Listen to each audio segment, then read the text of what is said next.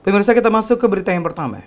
Kondisi banjir di wilayah Kecamatan Muara Kelingi sudah mulai surut dan saat ini akses jalan lintas Sumatera di wilayah Kecamatan Muara Kelingi dan Muara Lakitan yang sempat terendam banjir sudah bisa dilalui kendaraan. Kapolres Musirawas AKBP Danu Agus Purnomo mengatakan, berdasarkan hasil pengecekan pada Kamis pagi tadi, khususnya di Kecamatan Muara Kelingi, Kelurahan Muara Kelingi yang kemarin terdampak cukup parah yakni RT 1, RT 2, dan RT 3. Kini air di wilayah tersebut sudah surut di Kecamatan Muara Kelingi.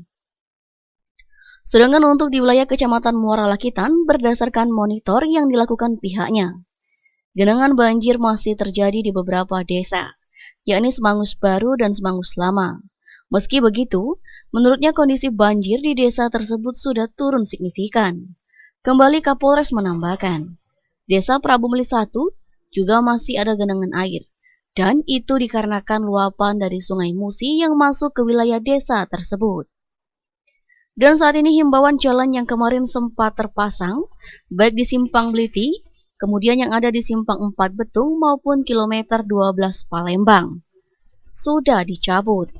Supaya masyarakat juga semakin jelas bahwa jalur lintas Sumatera dari Palembang menuju Lubuk Linggau atau sebaliknya sudah bisa dilalui.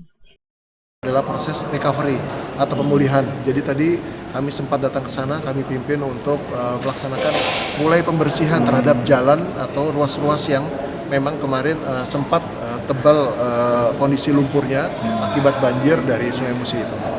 Berarti sudah bisa dilewati, Palembang, Linggau Palembang. Alhamdulillah sudah bisa, dan saya juga sudah sampaikan bahwa papan himbauan yang kemarin terpasang, baik itu terpasang di Simpang Bliti, kemudian yang ada di Simpang 4 Betung, termasuk yang di Banyuasin maupun termasuk yang di jalan atau kilometer 12 di Palembang, itu juga sudah kami cabut semuanya, sudah kami ambil supaya masyarakat juga semakin jelas bahwa jalur lintas Sumatera dari Palembang menuju Lubuk Linggau atau sebaliknya alhamdulillah sudah bisa dilalui.